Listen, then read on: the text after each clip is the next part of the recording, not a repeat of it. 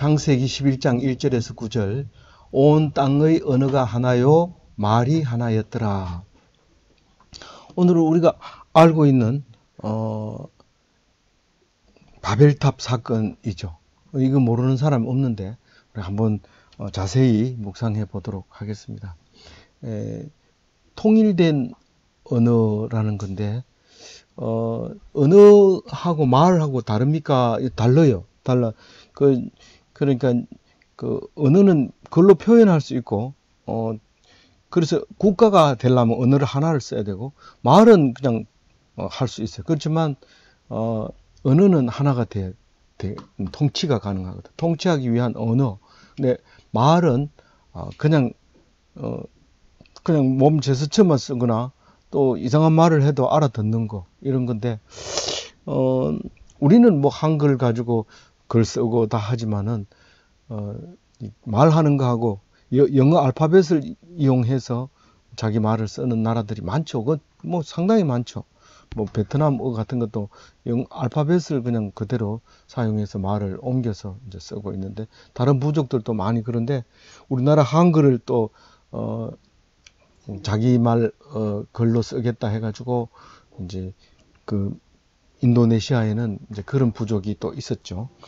지금도 뭐 그 사업을 하고 있는 모양인데 한글은 그렇게 발음이 정확하게 기록이 되진다 해서 그렇게 하는데 어쨌든 그게 하나가 되어 있을 때 이에 그들이 동방으로 옮기다가 그들이 누굴까요?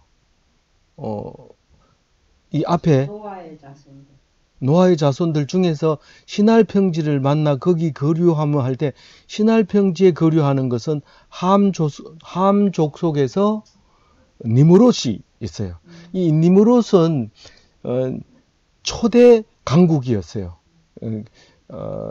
뭐 센 사람을 보면 니므롯이다 막 이렇게 아주 훌륭한 그 사냥꾼이었던 거죠. 그래서 나중에 이제 아수르가 이제 일어날 때 니므롯과 같다 이렇게 말할 정도로 니므롯은 처음 강국이었고 이제 아수르는 나중에인데 아수르는 무슨 족속이에요? 셋 족속의 후손입니다. 그런데 이 니므롯은 함 족속의 후손입니다. 근데 메소포타미아에서 이제 문화가 일어나죠. 원래는 아프리카라고 우리가 알고 있지만 그것은 대부분 거기 살고 있다는 거지 반드시 뭐 거기를 지정해 놨다든가 다른 데 못 가는 게 아니고 성경을 읽어보면 아프리카하고 메소포타미아하고 붙어 있어야 되는 경우가 많아요. 그래서 그 역사적으로 지형이 붙어 있다가 따로 떨어졌다고 볼 수도 있는데 어쨌든 그 소돔과 고모라 같은 경우에는 그 사해를 아주 깊은 곳으로 빠져 들어가게 하는 거죠. 그래서 지형이 많이 변화가 됐지만은 어쨌거나 신할 평지가 어디라고 했어요? 메소포타미아인데 그렇지 이라크고 거긴데 거기를 옛날에 신할이라고 했단 말이에요. 그런데 동방이라고 그랬죠? 근데 이 글 쓸 때는 동방이 맞아요. 글 쓸 때 센터가 지금 가나안 땅 거기를 기준으로 해서 동방이라고 얘기를 했는데 그래서 계속 동방으로 가면 중앙아시아를 지나서 이제 극동아시아로 오게 될 텐데 어쨌든 동방으로 가다가 신할 평지를 딱 만나서 메소포타미아에서 이제 정착을 이제 하게 되는 그 니므롯을 말하고 있는 거예요. 이 니므롯이 이제 뭐라고 얘기합니까? 바벨탑을 만들자 이 말인데 3절에 보면 서로 말하되 자 벽돌을 만들어 견고히 굽자. 벽돌을 우리는 찍고 이랬는데 여기는 이제 원래는 벽돌을 이렇게 흙으로 진흙을 사각형으로 만들어서 햇볕에 말려서 이렇게 보통 쓰는데 그 나중에는 이제 기계로 잡아 누르는 벽돌이 있었고 지금 이제 나중에는 이제 세멘트가 나오고 세멘트 나오기 전에는 굽는 게 최고 좋았죠. 그래서 이제 굽는 벽돌을 썼는데 역사학자들이 보면 거기 그 나오는 석유, 뒤에도 나오지만 아스팔트, 그게 천연 석유가 그 벽돌을 굽는데 아주 중요한 역할을 했다는 거예요, 거기서. 그래서 그리고 역청이 천연 아스팔트잖아요. 천연 아스팔트를 진흙보다 훨씬 더 갈대를 깔고 그 위에 진흙을 바르고 벽돌을 얹으면은 굉장히 견고하게 오래 견딜 수 있는 내구성을 키울 수 있다는 거예요. 그래서 그 견고히 벽돌을 굽자. 그래서 견고하게 벽돌을 구우려면 이제 그 옹기 가마처럼 불을 떼 가지고 굽는 거예요. 그리고 돌 대신 벽돌을 하자. 돌은 훌륭한 건축 재료긴 하지만 이때 처음으로 이제 벽돌을 만들기 시작을 해요. 벽돌을 만들기 시작하면 벽돌은 아주 정밀 축조를 하게 돼요. 아주 정확하게. 근데 이게 이제 연도를 보면 대충 1900연도로 지금 계산해 보면 그 정도 정확하게 나오진 않지만 노아 홍수 이 다음에 이렇게 지난 뒤에 보면 BC 1900년도 정도 되는데 역사학자들은 13세기라고 얘기해요. 13세기라고 얘기를 하는데 그럼 역사적으로 바벨론이 있었단 말이야? 있었다는 거예요. 역사적으로. 그게 이제 밑에 그림에 나와 있는데 그래서 4절에 보면 탑을 높이 건설하자. 왜 높이 건설해야 될까요? 높이 건설해야 사람들이 그것을 우러러 보고 그것을 기준으로 해서 모이고 우리가 동네 앞에 가면 항상 이렇게 종을 달아놓는 종대거리가 있습니다. 우리는 그때 그 어릴 때 종대거리가 종을 달아놓는 거리라는 거를 무슨 말인지 모르겠어요. 종대거리라고 그래서 그냥 종대거리라고 했는데 나중에 보니까 종대가 거기에 서 있었어요. 그래서 거기 종대거리인데 그 대부분 높은 곳에 있습니다. 그런데 이제 그 교회가 높은 꼭대기에서 스피커로 교회 예배 시간을 알리는 것처럼 그렇게 이제 높은 꼭대기에 있는 것이 하나가 된다는 의미로 높은 탑을 요구했던 겁니다. 그런데 실제로 이제 학자들이 나중에 이제 이게 바벨탑이 무너지고 바벨론이라고 얘기하잖아요. 그걸 구바벨론이라고 얘기한단 말이에요. 그리고 나중에 신바벨론이 이제 10세기 이후에 이제 그 7세기, 8세기 이쯤에 이제 바벨론이 등장을 한단 말이에요. 그러면 느부갓네살 아버지가 이 구바벨론의 바벨탑의 자리에다가 바벨탑을 건설하겠다고 했는 그 서류가 나왔단 말이에요. 그 서류가 나와가지고 그거를 찾아냈냐면 찾아냈단 말이에요. 그 1800 몇 년도에 그걸 찾아내가지고 그게 3번이나 그거를 변경시켰어요. 그거 기술이 발달하니까. 그래서 그 밑에 그림이 그겁니다. 오른쪽 밑에 보면 높이가 몇 미터? 91m, 가로 세로 91m. 규빗으로 이제 표현되어 있었지만은 그런 크기의 이제 그 틀을 발견하게 되고 도면을 발견하게 돼요. 그 도면이 돌에 새겨져 있어요. 그 느부갓네살이 머리에 모자를 쓰고 지휘봉을 들고 있는 돌이 지금 유럽 박물관에 있어요.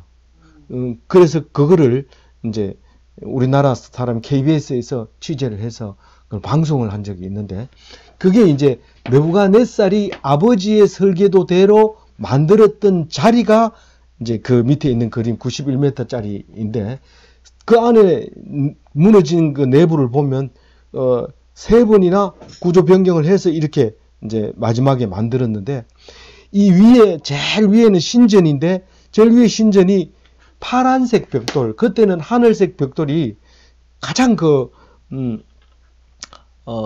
귀하게 만들기 어렵게 그렇게 만들어졌는데 벽돌을 구워서 만들면서 그 청색 구운 벽돌을 이제 발견하게 되죠. 그래서 이거를 보고 그림으로 그리는 사람들이 있기 때문에 이제 이게 그대로 복원할 수 있었던 거죠. 엄청 많은 사람들이 노력을 해서 이 그림이 이제 결국 나오게 되는데, 그 밑에 보면 역청이 자연적으로 생긴 아스팔트 땅 구덩이에서 나오는 이야기가 나옵니다. 이 역청 구덩이에 빠지면은 뭐 기어 나오기도 어렵고, 또 이게 태우면은 연기가 많이 나서 그렇지 잘 타고 아주 연료로서 아주 좋고, 그리고 벽돌을 쌓을 때 사이에 넣어서 인공적으로 만들어서 이거를 끓이면 이제 방카시우가 나오고, 밑에 건 아스팔트가 나오고, 그 위에 거는 이제 중류, 그 위에는 이제 휘발유, 이렇게 이제 항공유가 제일 위에 오르고, 그렇죠. 그래서 정류할 때 그렇게 정제를 하게 되는데, 이거는 자연적으로 끓이지 않으니까 이제 이거 작업하는 게 동영상으로 나와 있는데, 여기 들어가가지고 자꾸 손으로 이렇게 하면 아스팔트만 골라져요.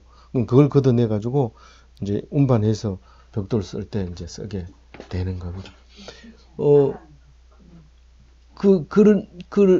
그래서 이제, 우리가 이제 바벨탑 이러면, 무너져야 될 탑, 무너질 탑. 그러니까, 여기서 보면 4절에 이제 다시 한번, 읽어보면,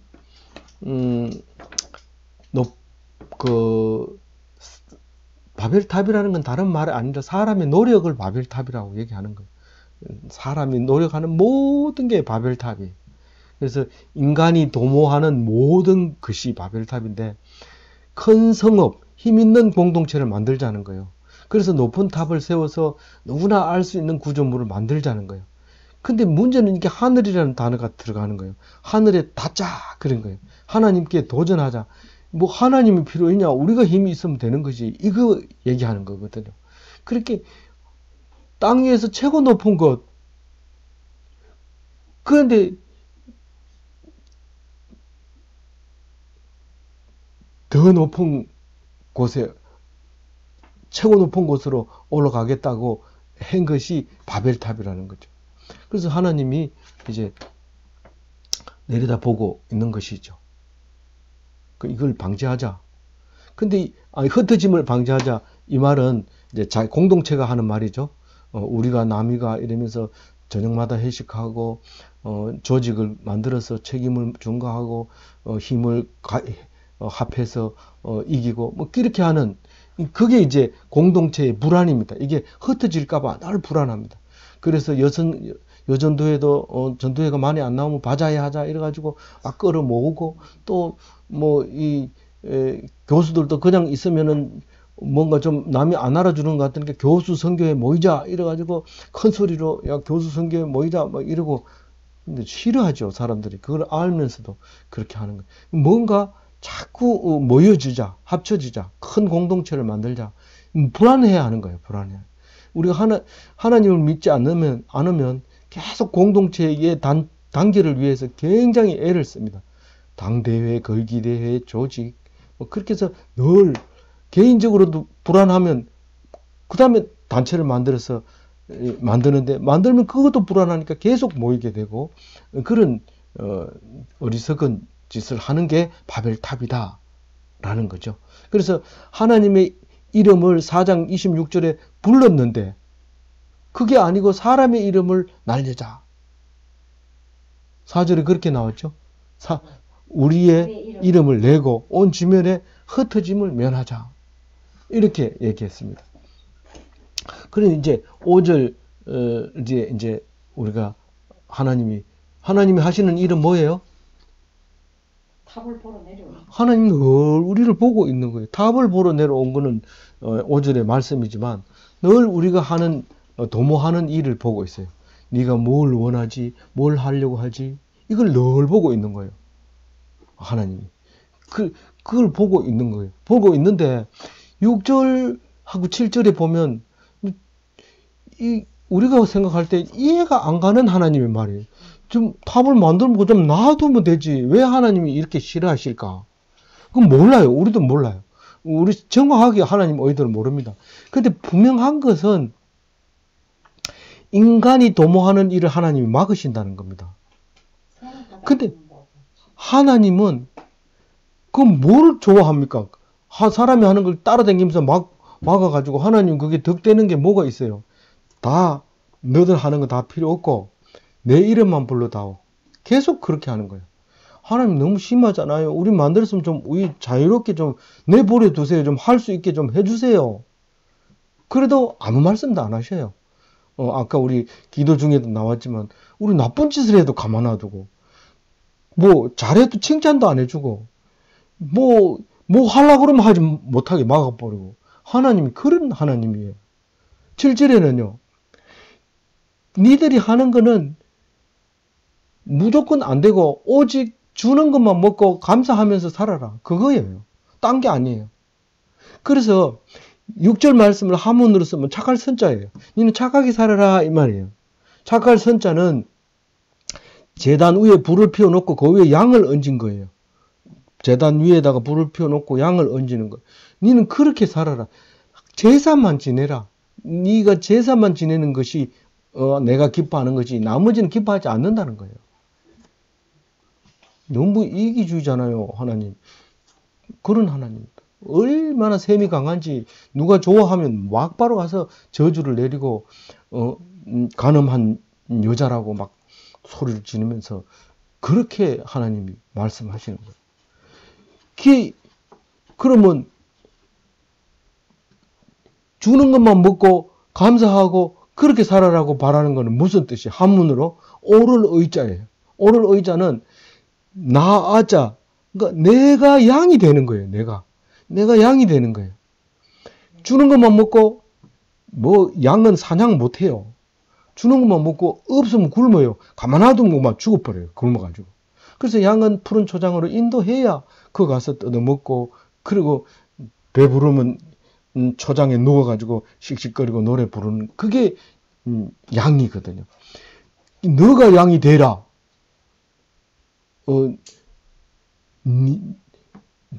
니가 되죠. 영어로는. 저 중국말로는 니가 양이 되라가 아니라 나가 양이 되라. 그게 하나님이 원하는 거죠. 하나님이 원하는 거, 하나님이 기뻐하는 거, 그게 오를 의고 착할 선이다라는 겁니다.